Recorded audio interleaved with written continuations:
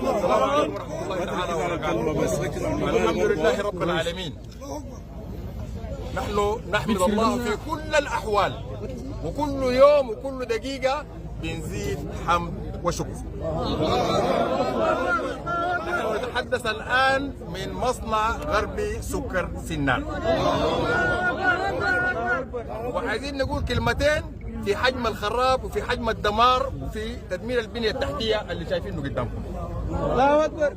هؤلاء الأوباش، هؤلاء الخونة قالوا إحنا دايرين نحكم بلد، وقال عايزين نحكم شعب. هذه مقدرات شعب ومقدرات أمة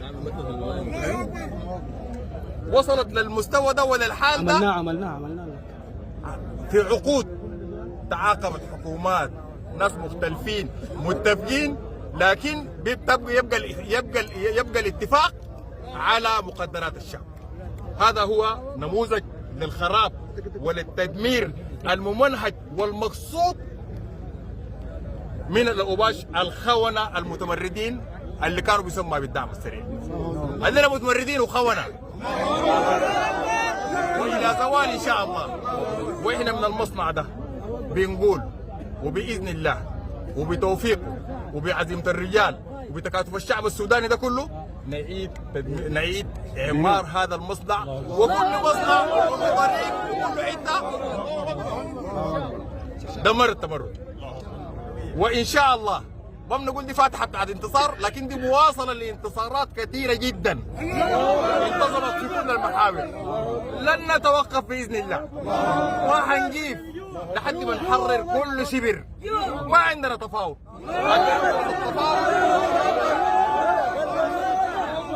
زمان ادينا فرص بتاع التفاوض استغلوها عشان ما يدعوها انفسهم ويدعوها الخراب، التقتيل والشغل الممنهج ده كله، الخراب ده كله، لانه احنا زمان كنا بنقبل بوقفه الاغرار مؤقت، بهدنه مؤقته وكذا. الان من هنا زي ما اكد الرئيس القائد العام، ما في هدنه، ما في توقف، ما في وقف اغرار.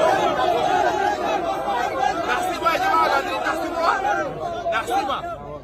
نحسبها.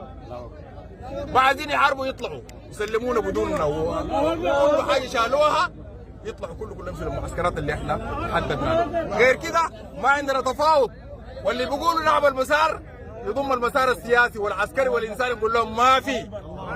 العسكري ده ما انتهى، ما عندنا كلام مع زول. الانسان يستمر، لكن ما في مسار سياسي لو ما قفلنا المنفذ العسكري ليا. ده احنا بنقول لكم، وده ما تكاتفنا عليه في القياده، وده عايزه الشعب. احنا اللي عايزه الشعب بنمشي به. الله اكبر، الله اكبر، ومنصورين ومبروكين ان شاء الله.